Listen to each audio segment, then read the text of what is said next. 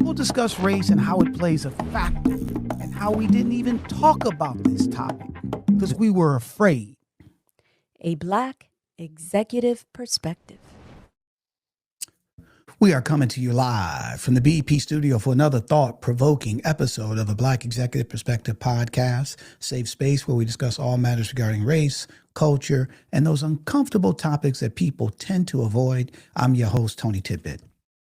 And I'm your co-host, Chris P. Reed. And we're here to tackle the real, the raw, and often uncomfortable truths that shape our world. No fluff, no filters, just bold conversations on the issues that matter, from power to politics, culture, to corporate America. We're breaking it all down live without holding back. We'd love to get you involved. Please engage, and let's get into it. Absolutely, buddy. So today, Chris and I are going to dive into America's most pressing headlines, from the looming government shutdown and sinking consumer confidence to Trump's escalating attacks on political foes, Darren Beatty's controversial rise, and the deadly ICE sniper attack in Dallas. Bold conversation, real context, no spin. So my brother, are you ready to dive into it? Absolutely. I'm ready to jump in. All right, let's do it. Roxy, good morning. The clock is ticking. We have federal agencies now really across the Capitol bracing for what now seems to be inevitable, and that is a partial government shutdown tonight. Democratic leaders emerged from the West Wing of the White House yesterday, empty-handed and casting blame. The government shuts down.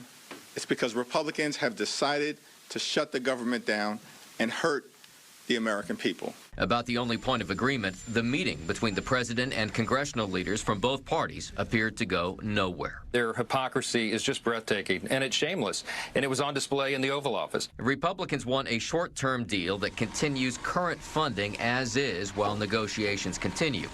Democratic leaders, under pressure to stand up to the president, are demanding more money for public broadcasting and a renewal of COVID-era health insurance subsidies. Both sides are taking a risk because voter anger can point in either direction as shutdown signs begin popping up at government sites across the country. And ultimately, the president has some flexibility in how a shutdown rolls out. And there is already talk of permanent layoffs for federal workers. One White House official told me that they are planning to, quote, inflict maximum pain on Democrats for this. So they are very bullish that they can come out the other side of this in a better position than their opposing party. So, buddy, you can see that there's going to be a government shutdown at midnight tonight, right? And, you know, and look, this is not the first time, won't be the last time, right? Correct. Where I have the issue is that, and I'd love to hear your thoughts on this, is you heard the last part of that clip. So if they don't come up with an agreement, which they're not going to unless something breaks in the next 5 hours or so, right? They're going to shut the government down. But the administration strategy is to fire people instead of usually it's a furlough where they're off work, they don't get paid until they come to some type of agreement. But now they want to do maximum pain. And so now they're going to just fire people. Okay. And then these people won't be rehired. And they're using that as a strategy. Okay, to as they said, hit pain on the Democrats, right? But at the end of the day, aren't you supposed to care about the constituents, the people? What does the people have to do with, policy? If one party doesn't agree, or you guys can't come to a bipartisan agreement, you're going to take it out on the people? You're going to get rid of their jobs permanently to say, if we shut this down, then those people, when we're going to furlough, we're just going to get rid of those positions. And so now you're taking it out on the some of the people that even voted for you. Absolutely. Absolutely. 100%. And see, the issue in this is when you unravel that, it's basically making it seem like the Democrats care about the people holistically from an employment perspective, and you're using them as pawns because, as you stated, it's not that they can just pick a box and say we're firing all Dems or all left or all whatever. We're just firing these people in these agencies that are federal agencies that have been proven to be required.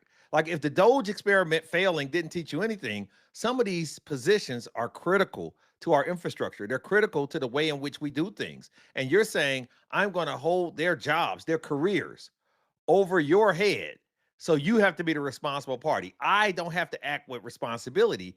And that's the tough part. But let me just say this. When I was in premarital counseling, the pastor said, be careful because your spouse will know the most about you and use words as weapons against you in time of crisis. And that's not how two people who are headed in the same direction should ever operate. I'm saying that to say he's using people as fodder, as human shields to push an agenda that shouldn't be so important that is worth people's livelihoods, careers, and as you stated, the constituents. But I don't want to seem dismissive, but I don't know who asked for this, and I would love a show of hands of who said, we figured there was going to be some collateral damage. Governments have shut down before. Exactly. And let me just say. Exactly. In 2018 and 2019, 35 days, the government was shut down. Republicans held the House and the Senate at that time, and it cost the taxpayers $5 billion. We came into this administration, because we were worried about eggs and milk and money. And we have blown more money. We have blown more money on frivolous things. He's a frivolous leader, and he's doing frivolous things. You and I were talking about some of the things that have happened recently. They didn't even, there's so much stuff constantly. Everything can't make the damn show. It's ridiculous, Tony. It's ridiculous. Yeah, exactly. We had to prune the agenda because we ain't got enough time to talk about it all, right?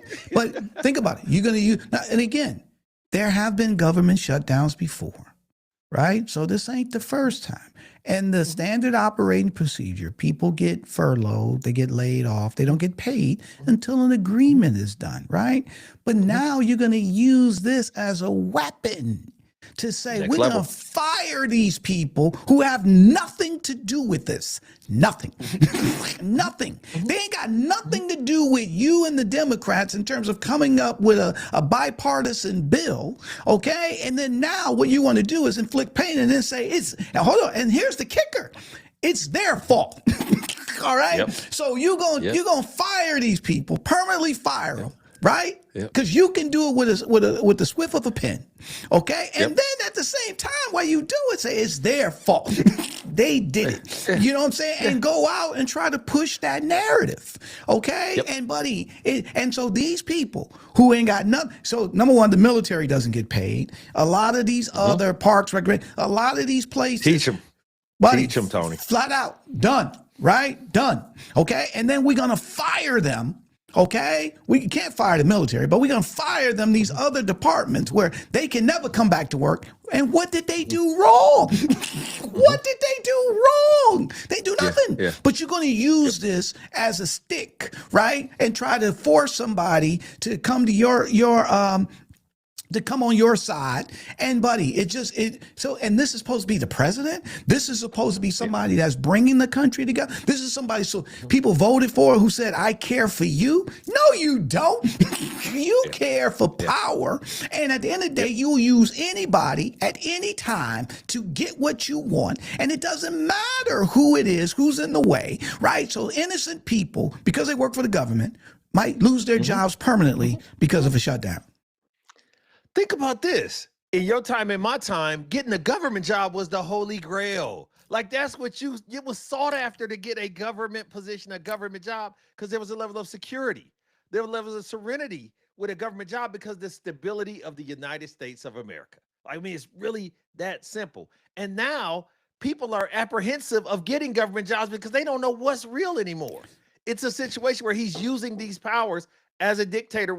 Just if you take away the name, take away the country, and just talked about the things that are going on, there's no way 5 years ago you think, the Pepsi challenge, right? You blind taste test this stuff. There's no way you think it's United States under this hood. Buddy. This is stuff that have been done in Iraq and different places, in different regimes, Turkey and all these other, places that's led by these guys. But he looks up to those guys, and for whatever reason, he's being allowed to operate, and real lives, real livelihoods, buddy, real lives, tuitions are at stake with these games. But what does he care? It ain't coming out of his pocket. All right. See, this is the thing though, man, that people don't understand when we talk about these things. And even when we talk about race or a lot of these other things, is at the end of the day, the challenge where people don't get it is that when things don't affect you, it's easy for you to say what you're talking about.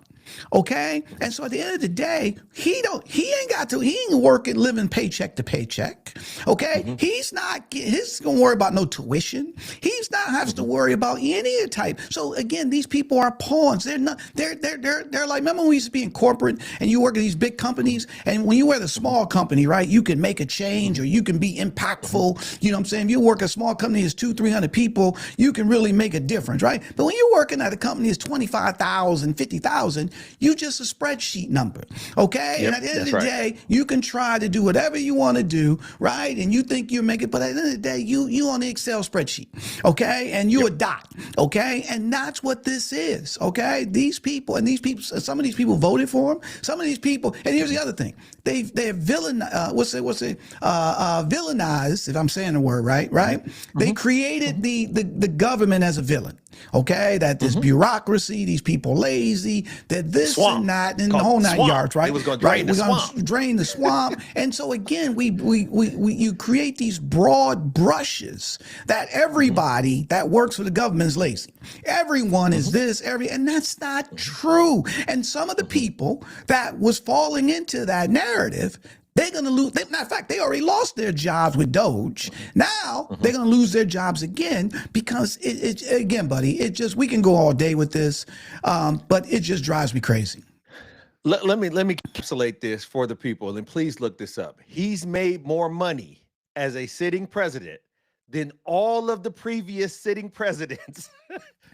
You're not supposed to use the president as a money-making avenue, but he's making money at an exponential pace in this administration. I'm talking about just in the last 8 months.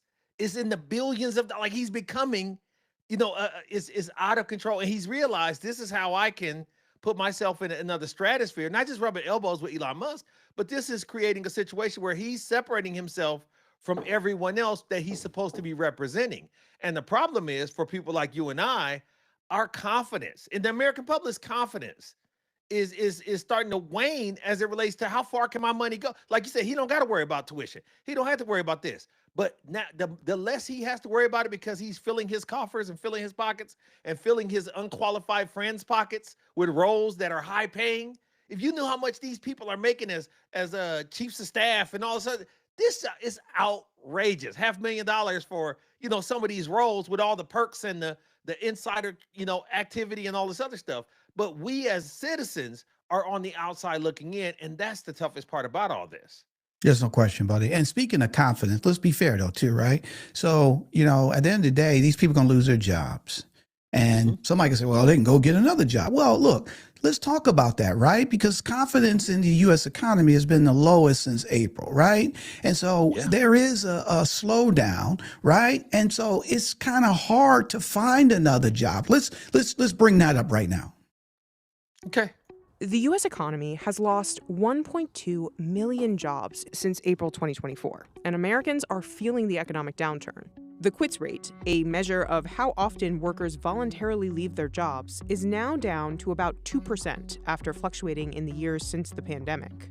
And employers are hiring at the slowest pace since 2013, excluding the pandemic dip and rise. I think people just want to stay with what is known and not take any risks right now. We use the term job clinging or job hugging to denote that they're staying put rather than moving on. I think for workers, that means more stress and less mobility.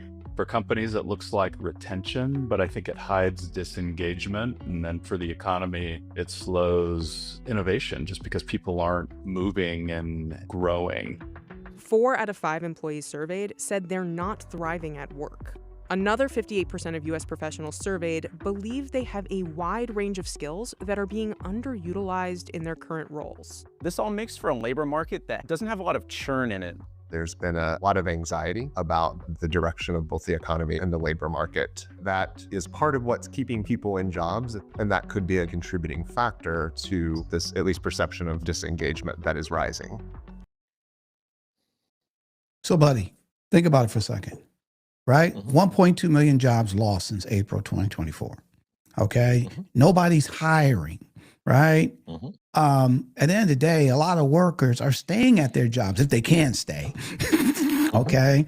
So nobody's moving. People are looking for jobs. They're having a hard time finding something because there's been so many layoffs. There's been, a lot of different factors in the economy. And so there's a flood of people looking for jobs, right? And so you throw that into the mix, okay, where now you're going to close the government, but now the consumer confidence is at the I don't want to say all-time low, but it's dipping, right? And at the end of the day, people feel stuck. Okay, they don't feel like they are appreciated at work. They don't feel like the clip said. And just so everybody knows, this wasn't something that was put together 6 months ago. This was 5 days ago on CNBC. Okay, so this is active. This is active. Okay, people don't feel appreciated. They feel underutilized, and they're not moving, which slows the economy. It's stagnation, and because people are not hiring, that's going to have a cause and effect from an economic standpoint. Absolutely. That and the interest rates. I mean, my 401k is a 301k now, Tony. So I can't leave if I wanted to leave. It's like they said, you get to a point where it's the devil you know versus the devil you don't know. You don't have a lot of enthusiasm to jump out there into something where everything is up in the air. Like we talked about just a little while ago. Let's say I had an eye on one of those government jobs a year and a half ago, and I was going to get into that thing and ride it out as a VP in some kind of government sector. That got killed quick. Luckily, that was early on in the year.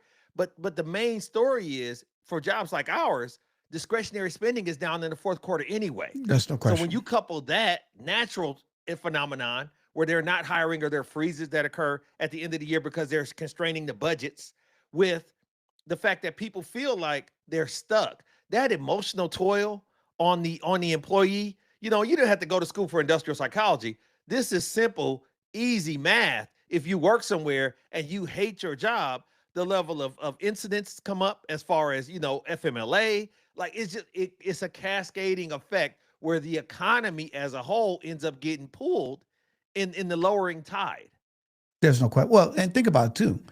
You talked about one of the last, I think it was 2018. That wasn't the last government shutdown, but you use it as an example where it was $5 billion lost or something like that. Well, think about it. The people that actually are at these companies now, because they don't feel wanted, they feel stuck. You think their productivity is at a high level? No. Companies are losing money left and right because they have people there who they don't really care. They just, like my man said, they're shuffling paper. So they think they have retention, but they really don't. All right? So nobody's giving it 100%. I don't want to say, again, I don't want to say nobody, but the majority of people, when they don't feel confident in what they do, they feel stuck. They're not going to give maximum productivity. Okay? That's just a fact. That is a fact, right? So that company's ability to generate revenue, all right, is slipping, okay? Because everybody's not pulling or rowing in the same direction. And this is the thing, though, too. So let's back up one quick thing, because I just want to just put a pin here when we say consumer confidence, okay? Because I don't want people to miss that. At the end of the day, the economy rolls based on confidence or lack thereof. Okay. When people don't feel like, they feel they're spending too much money, they feel like groceries and gas and all these things, even though somebody tells them, no, that ain't true, everything's thriving. But if they feel that way, then they're going to have angst, and then they're going to be slow to spend their money. They're going to be slow to do all these other things. Right. So at the end of the day, a lot of times people, say, the difference between Wall Street and Main Street. Wall Street, tells you that the Dow is doing this and the S&P is doing that. Main Street can tell you we can't afford it. All right, Main Street, because we're actively spending money continuously every day. We're going to the grocery store, we're going to this and we're going to that and we're doing this. So when people's confidence, when the consumer confidence dips, okay, and they don't feel good about a certain situation, that affects everything in the realm.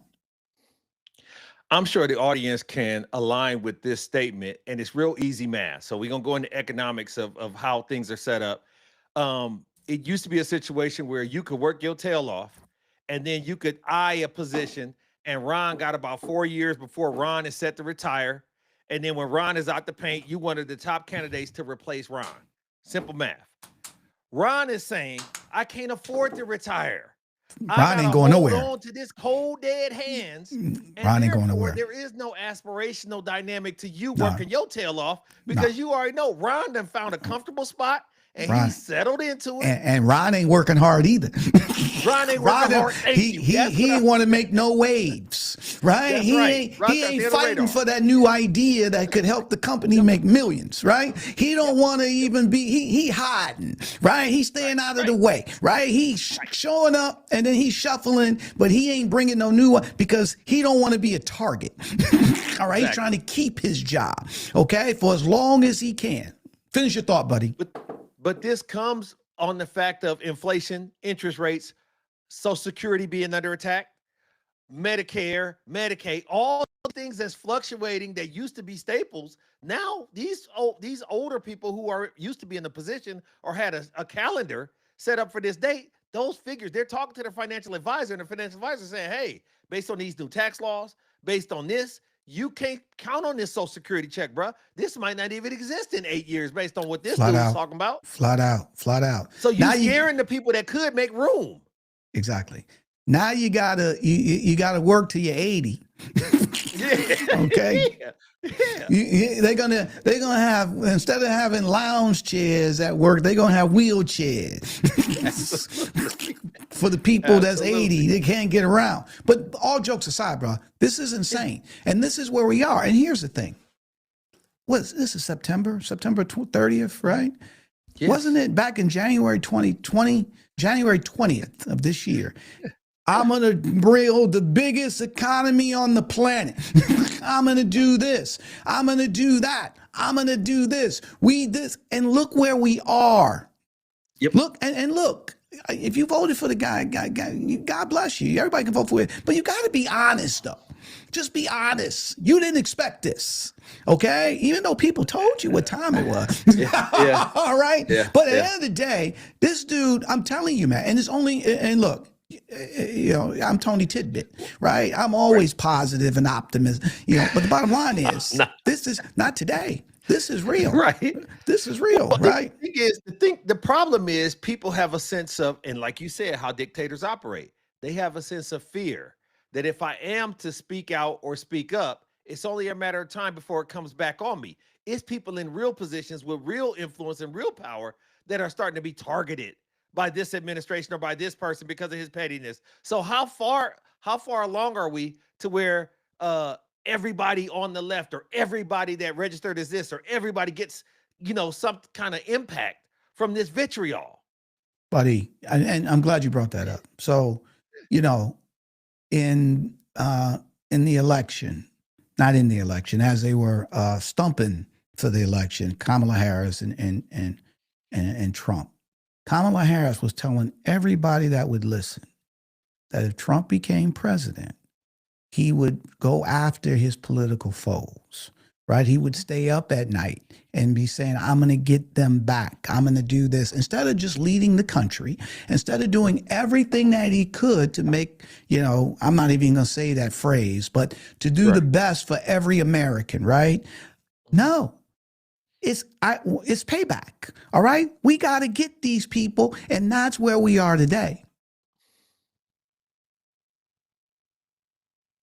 A big part of President Trump's second-term agenda is now overshadowing much of everything else. His campaign of retribution against his political foes, shattering democratic norms, and unprecedented in modern history. As the president makes clear this weekend, he has only just begun. He said yesterday he was sending troops to protect ICE facilities in Portland, Oregon, which he called, quote, war-ravaged. He said he authorized them to use what he called, quote, full force. My excellent panel is back. Just to look at this graphic of the people that he's been going after in various ways, and many of them through his own federal agencies, the Department of Justice, and the like, and threats to go after them. Pretty much all either Democrats or people that he has viewed as a perceived foe in some way. Yes, people say that Trump said that he was going to do this on the campaign trail, and he's doing it. It is still stunning to see a president using his power the way he is to go after his political enemies. Yeah, I mean, it's become a cliche, but it's another one of these things that's shocking but not surprising, right? Look,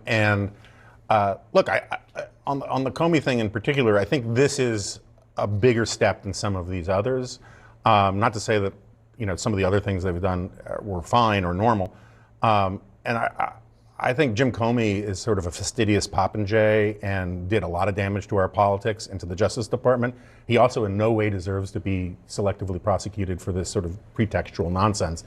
And the signal that it is sending within the Justice Department, I think, is pretty profound. And the signal it is sending to other critics in a sort of a chilling effect of, look, we will just make something up, essentially, in order to get payback against you. That's going to have real consequences going forward. What's your thoughts, bro? Man, it's first of all, it's dangerous to have your own opinion, and it's dangerous to follow the rules that were established when you got there. This situation where if you don't agree with me, regardless of what the letter of the law says or sanctity of the American way says, it's simply, if you don't agree with me or bow down to whatever I have going on, you are not only going to be fired, but now we've escalated it to you're a criminal or a traitor to the nation. You know what I'm saying?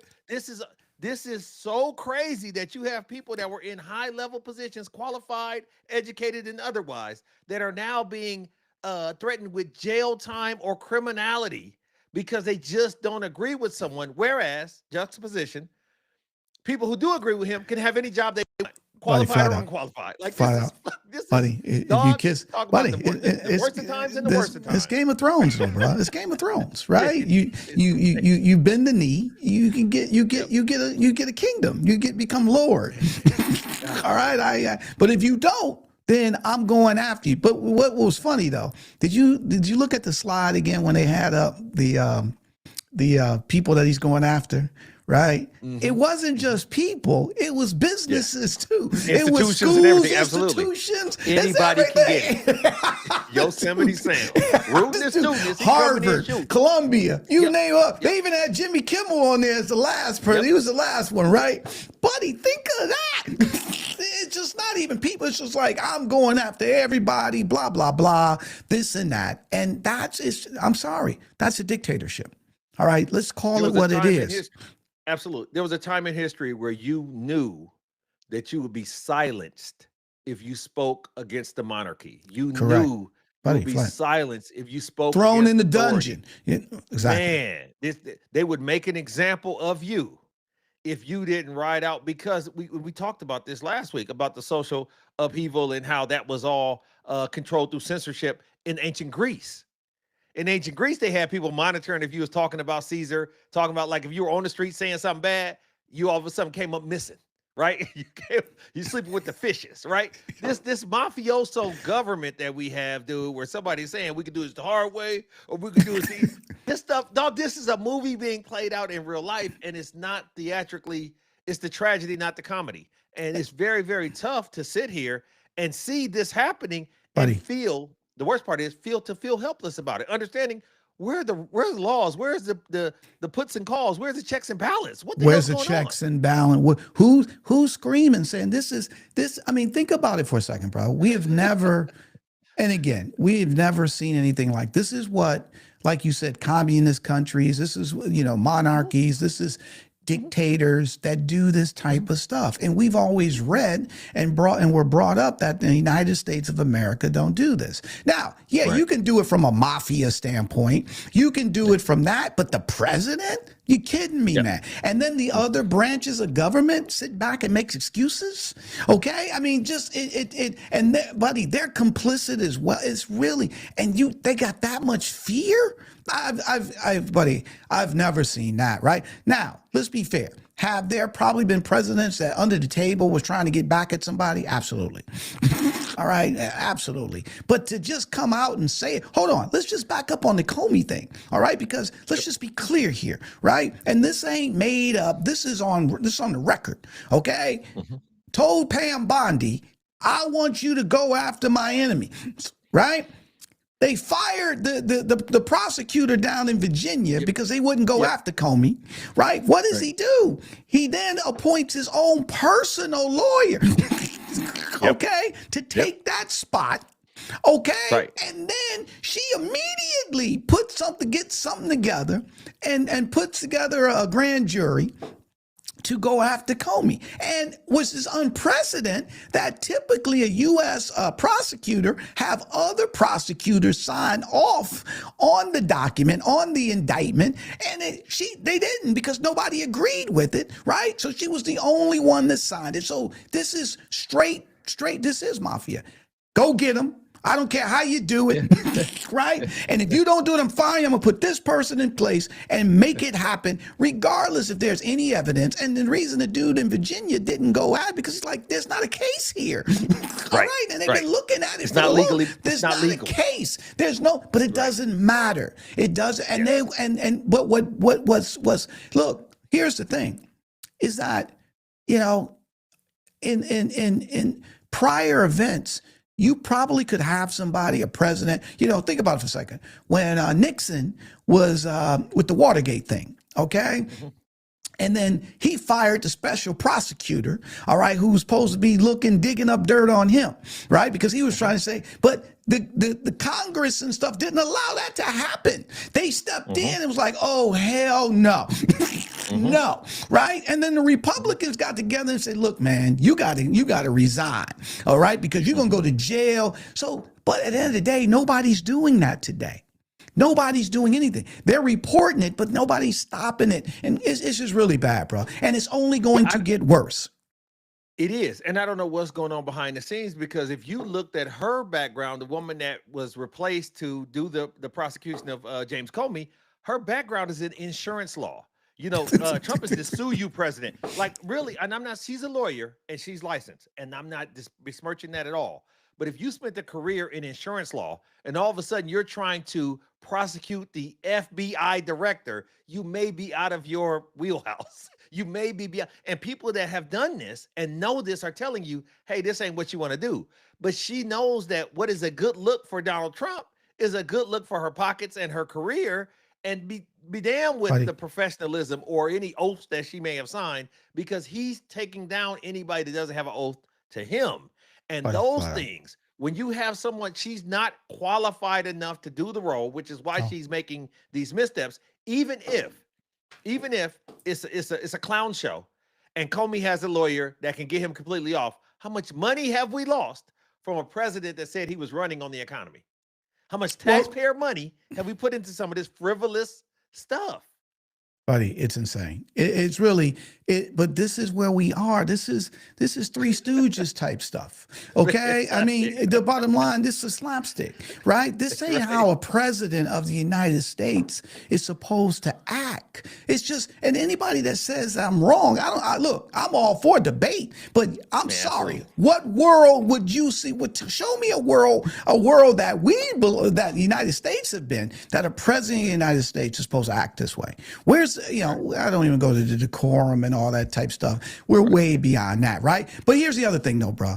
You know, we, one of the things is that, you know, he came in, you know, focused on DEI, talking about they want the best people. They want, you know, we got to have the top, everybody's got to be qualified. Everybody's got to be this. Everybody's got to be that. But then when you look at his cabinet and all the people, and you just got finished saying, look at the lawyer, she insurance law, right? And look where, you know, she all of a sudden, she's a U.S. attorney because she can do what he wants her to do. She will do what he wants her to do, but there are no qualifications. But here, let's go to another person that actually came into the system. You know, we're talking again, hey, we want everybody qualified to do these jobs, right? Let's check this out. Tell you about one of the Trump administration's new hires. His name is Darren Beattie, and his name may be familiar because back in 2018, he was fired from the first Trump administration after CNN revealed he spoke at a conference attended by white nationalists.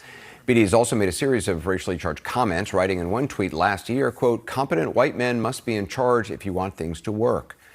Darren Beattie. Now, he's been appointed to serve as the acting undersecretary for public diplomacy and public affairs. Neither Beattie nor the State Department immediately provided comment. State Department did not say whether the administration intends to nominate Beattie for the position beyond the acting role. Joining us now, CNN political commentators Van Jones and Alyssa Farr Griffin. DEI is out, but I mean, diversity, equity, I guess this is inclusion of a white national former speaker to a white nationalist group. Yeah, look, I mean, this is shameless and despicable. And it really, they are saying they only want quality. We've got to go with quality. We got to go with excellence. And then they bring in people out of the trash can. They just go drag out horrible people who you wouldn't hire to run a bodega and put them in the highest positions. And so it's the gaslighting of Americans, attacking black people, attacking brown people, saying we're not good enough. And then they go get the worst people ever born and put them in high positions. And so at some point, I think right now Americans are just shocked. People are saying, where are the protests? I think people are literally just shocked and can't believe it and having a hard time processing it. But at some point, you piss off enough people, you fire enough people, you pull the rug out from enough people, you shut down enough programs, and you start building up a big bank of people who are pissed off. And that is going to come. Thoughts, my brother?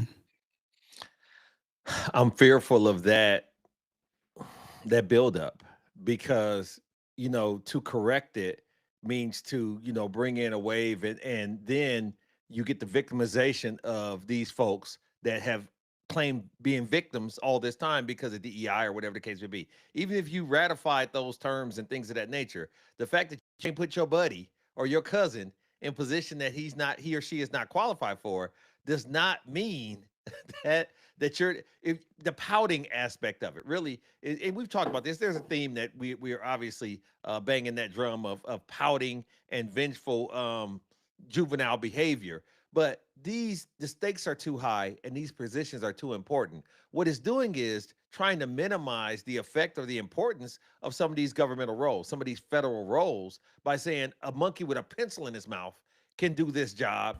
And unfortunately, we're going to quickly see the repercussions of some of these things being shut down and shut off, and these people who have no idea what they're doing, sending out texts about bombing places to, Facebook or whatever. Like this is, it's just thing after thing. But we're like he was saying, like Van Jones was saying, we're so over inundated that we're confused. It's amazing. Your body goes into a shock because it's unbelievable. It's unbelievable, to where you think as smart as I believe myself to be, even I find myself saying it must be something I don't know. It must be a class I didn't take. It must be more to it that's out there because I'd be damned if this is real.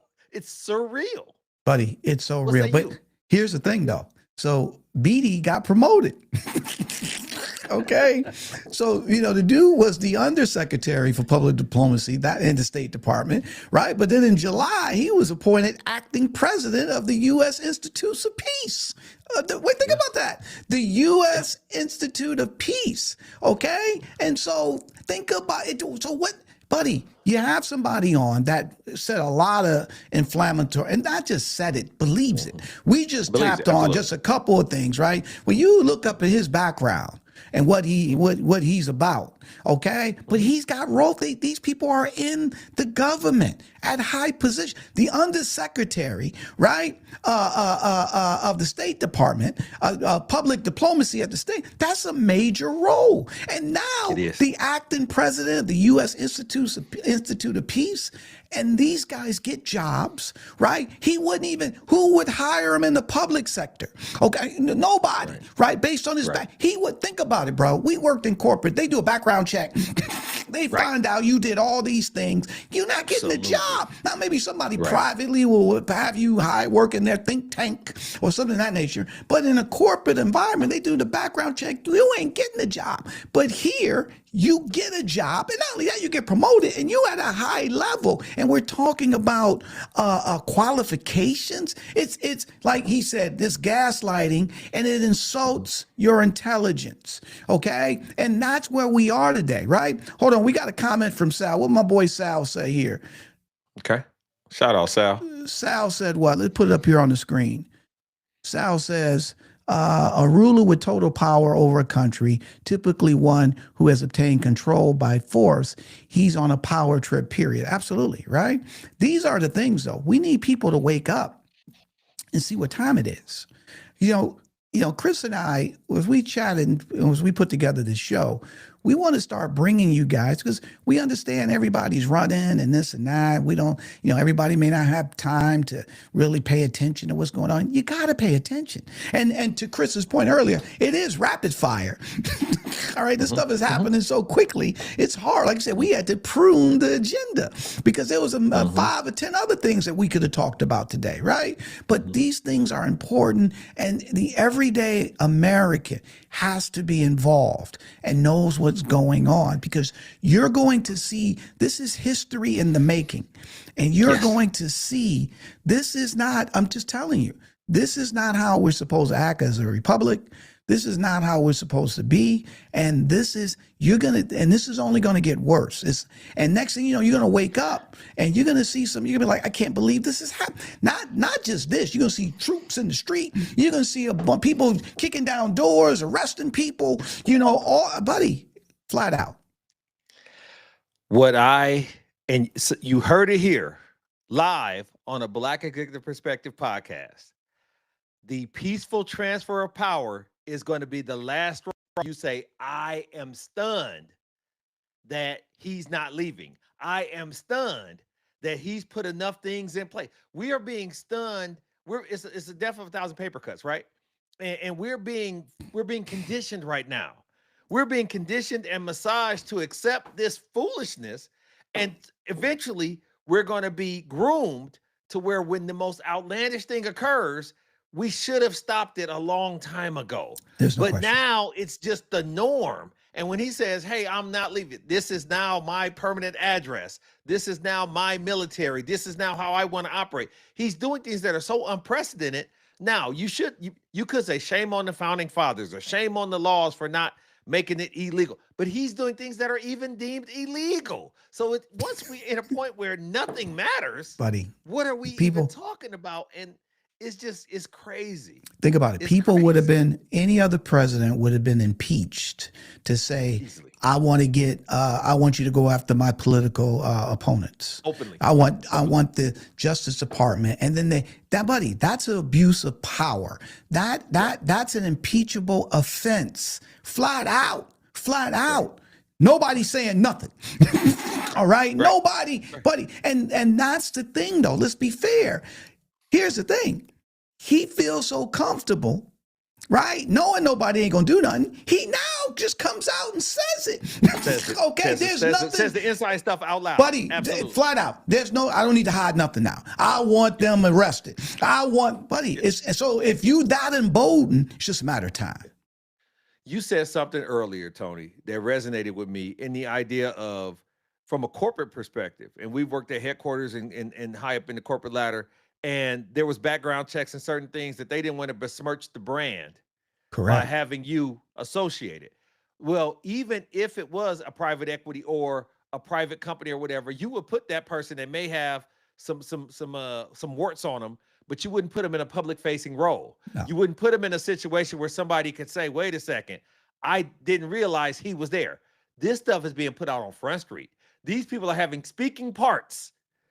Even the lady that stands in front of the prisons with the guns and the hat with all the makeup on, from a ICE perspective. And I don't absolutely know what made her qualified over the last person or the next person that was interviewing. But what I do know is her performance seems to give a lot of symptoms of lack of qualification, right? Like it's more about the show, more about the sizzle. And that's carrying to the narrative. Hey, we're going to act tough, and talk bad and talk disparagingly against people, not because of anything but their heritage and their skin tone. And we're going to show you how hard we are against people who have been proven not to be criminals, people that have been proven not to be illegal, people that have been proven, all these things don't matter. It's all aesthetics. And it's creating a temperature where people feel emboldened to act out on other people like me, like you, based off of what they think they know or what they see. And that's the most dangerous part about the world we live in now. There's no question, buddy. There's no question. Because why, if the president do it, why can't I do it? Okay. I mean, that's just the bottom line. But we're seeing a lot, buddy. You talked about ICE, right? We're seeing a lot of stuff that's going on.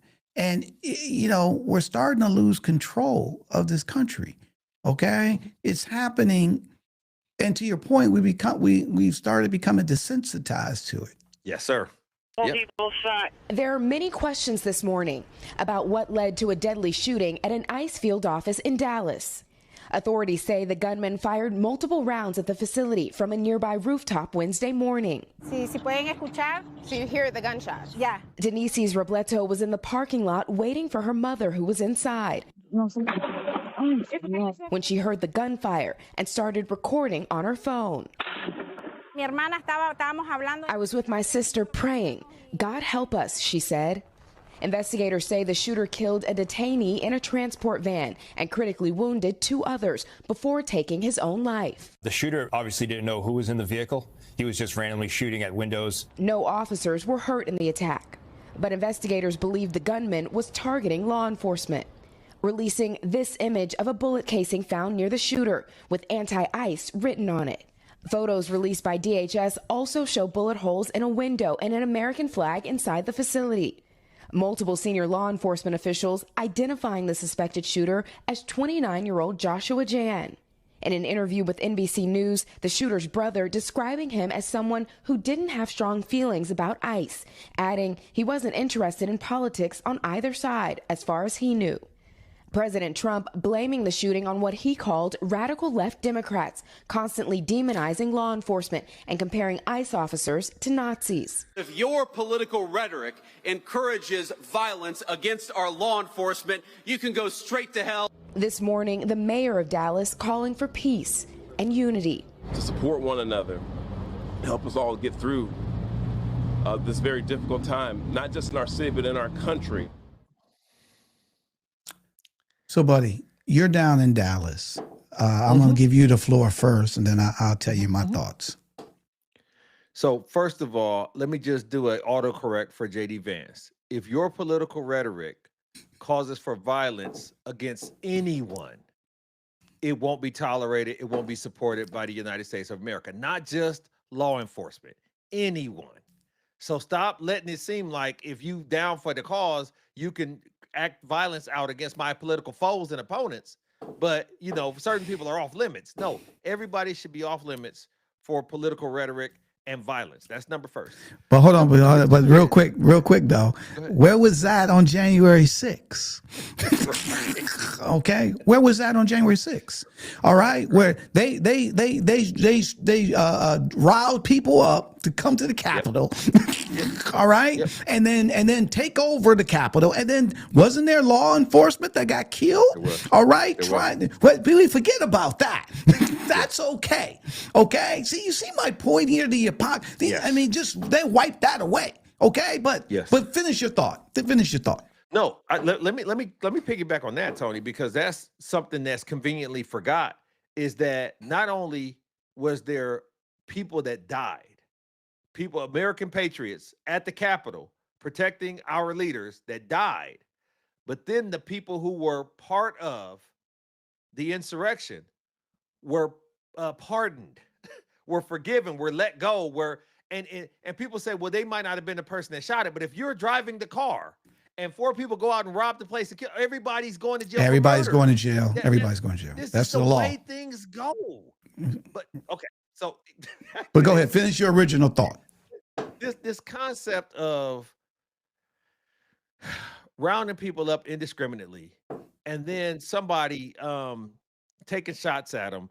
The thing, once again, is even smart people like you or I, we really don't know what to believe because you hear so many counterfacts and contradictory things. We did the situation on Charlie Kirk, you know, and so the misinformation or the narrative that the media likes to paint, all of a sudden this was written here and this was done there and all this other stuff, and he was after law enforcement, but nobody in law enforcement, multiple people were shot But nobody in law Nobody enforcement. involved. Yeah. So he was The horrible immigrants at it. was shot. They were killed. So he was horrible at it, and he killed himself over that. And then he shot a flag, and it's just like, dog. It's once again, it's deteriorating my energy, and it's just tough to keep up. And I know for what we do and these platforms for you guys, we try to stay on top of things and bring it to you to have these conversations so you could then enlighten us. But I need enlightenment. I need to understand, why are we at this point? And when is the actual inflection point going to happen? Because I don't want it to be a civil war. I don't want it to be, a violence in the streets. I don't want it to go to that point where the pendulum has to swing all the way back the other way, when we have an opportunity as citizens to say, wait a second, enough's enough. Let's stop this and then dial it back, because it's getting more and more out of It's control. getting out of control, buddy. We did a show, Tony, in, I think it was 6 months in the office. I think it was a pull-up, speak up. 6 months in the office. What do you think so far? And to a man, woman, and child, everybody said, damn, it's only been 6 months. That's the It's same. only been, and so now we're having these conversations. It's only been 7 months, 8 months. It's only been 8 months. This is very just disheartening. And so even here, with the population, and Texas is a whole nother country. It's a huge state. It's pivotal to the union. It's a great place to be, great place to live. But when you have to worry about things like this because of its proximity to Mexico or its inhabitants, you know what I'm saying, for hundreds of years, that happen to have a heritage that's not like yours, whoever you believe yourself to be, that's a very dangerous thing to send your children to school with. And having these arbitrary acts of violence occur, on our watch. And it doesn't matter if it's a police officer or a baker, a butcher, a candlestick maker. It doesn't matter. We shouldn't want to abide by this as a country, and our leaders should be denouncing this vehemently. Absolutely, brother. And look, nobody should be trying to kill somebody because they disagree with, different tactics. If you defending yourself, it's something totally different, right? Absolutely. And again, let's try to have a little empathy, right? Let's be fair though, right? If you had a job, and your job, you was an ICE officer, you work for ICE, you ain't calling the strings, right? You just you doing your job, right? Now people can disagree, so nobody should be trying to attack and kill anybody, right? But to your point, well, I don't even know the facts here, because at the end of the day, the immigrants was the one that got killed. All right. If somebody's going after ICE, why are you shooting indiscriminately in a bus when it's got the prisoners in it, right? Wouldn't you just go up and so you don't know, but it doesn't matter. It's wrong, okay? To be fair, it's wrong and it shouldn't happen, but this is where we are.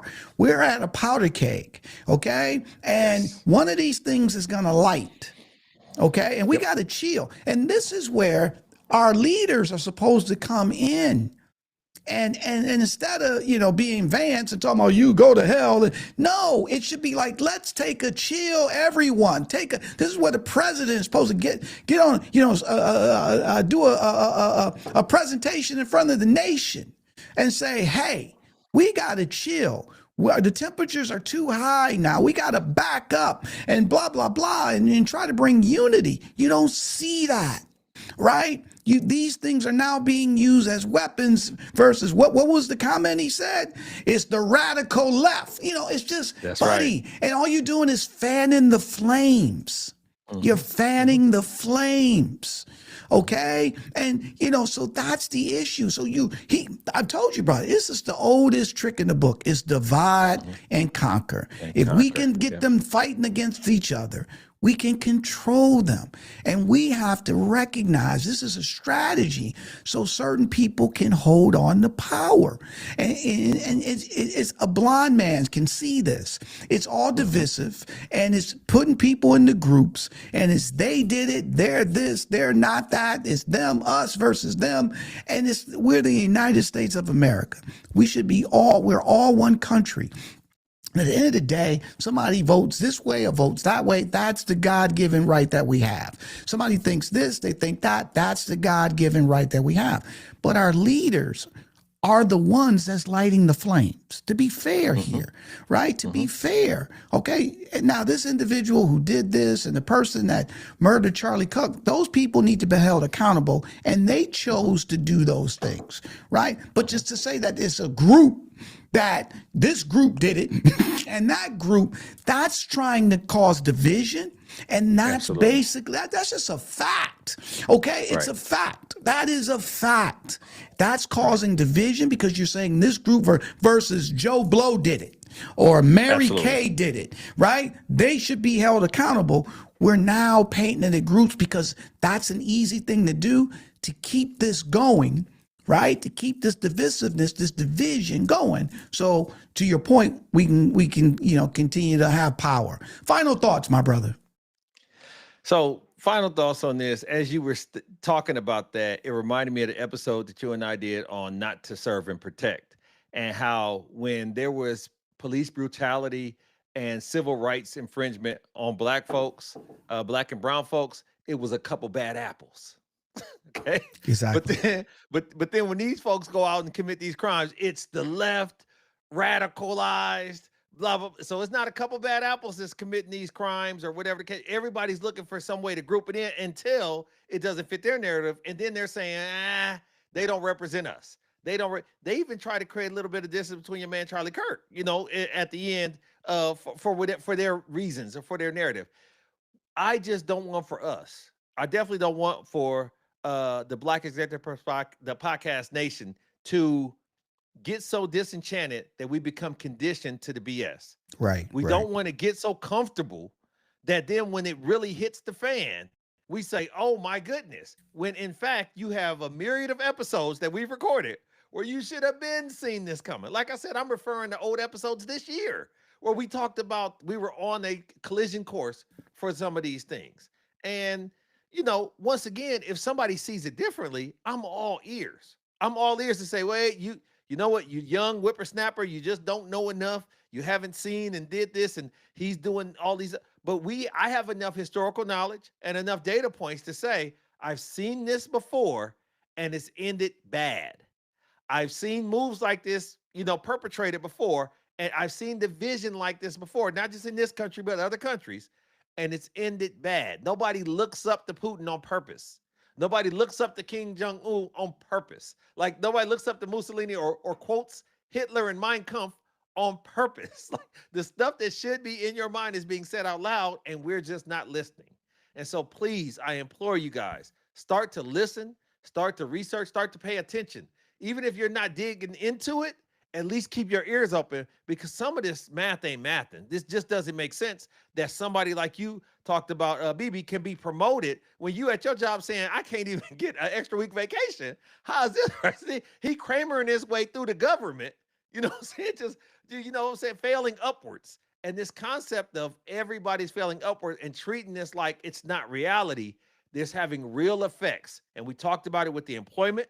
We talked about it with the government shutdown. We talked about it with the taxpayers' money that's being fleeced, and we talked about it with the presidential coffers that are expanding. If you just go look at those simple points, you'll realize this doesn't feel right. And if it does to you, I would love for you to explain why on our next live next Tuesday.